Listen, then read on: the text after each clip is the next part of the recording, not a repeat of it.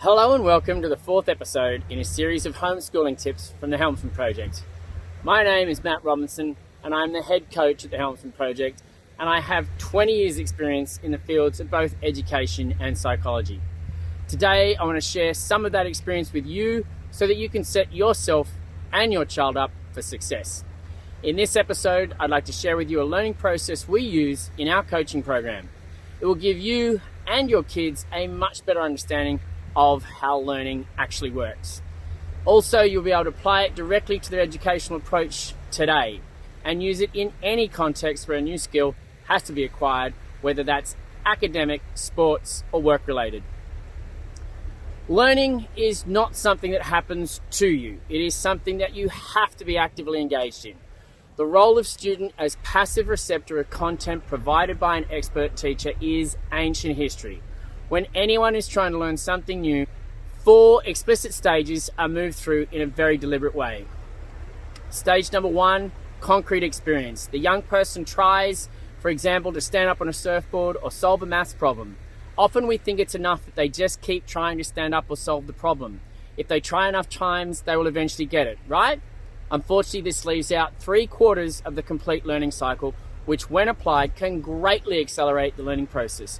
So what do the other 3 steps entail? Stage number 2 is reflection. Once they've attempted something, the next step is to unpack what went on during the attempt. Some questions to ask them here might be, so what just happened? What were you thinking while you were attempting the maths problem? What did you do exactly? Did you count using a number line? Or did you just remember that 5 + 4 = 9? For the beginning surfer, it might be a question of where they were standing on the board when they tried to stand up. Were they too far forward or too far backwards? Stage number 3 is to conceptualize, or as I like to call it, synthesize.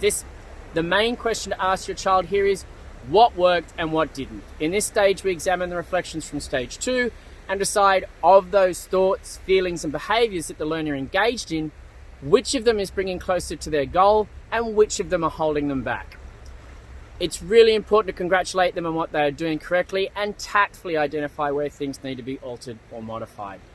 And this brings us finally to stage 4, the planning phase. Here you could be asking your child, what could you be doing differently next time? Help them identify what they could change in their next attempt to bring them closer to success. In the maths problem example, maybe we just remove the 0 from the number line as it might be confusing them. Back at the beach, how can we ensure that the surfer is standing up at the right spot on the board? There are many ways that we can help to adapt the strategies our child is using to bring them closer to success, and then the whole cycle begins again. If your child is in Year 9 or above, they might be able to apply this process to their studies or other learning experiences by themselves, once it has been explicitly explained to them. At this age, they are beginning to develop the cognitive skills necessary to engage in these reflections on their own and start dissecting where they are going wrong themselves. For younger kids, you are going to have to provide this structure. The power of this model is that it is applicable wherever someone needs to learn something new. So, in summary, the complete cycle begins with an attempt, is followed by a reflection, that is followed by a conceptualization, and that is finally followed by a new plan, and then back again to stage 1. I hope these tips help.